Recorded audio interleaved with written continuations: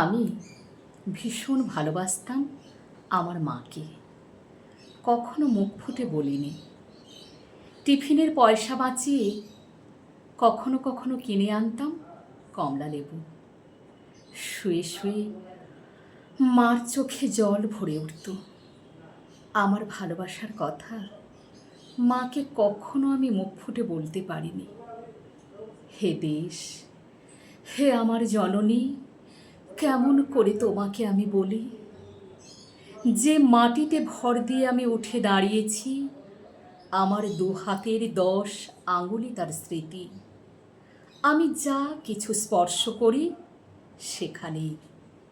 হে জননী, তুমি আমার হৃদয় বিনা তোমারই হাতে বাজে। হে জননী, আমরা ভয় পাইনি।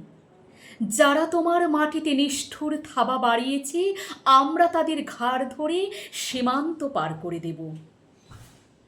আমরা জীবনকে নিজের মতো করে সাজাচ্ছিলাম, আমরা সাজাতে থাকব।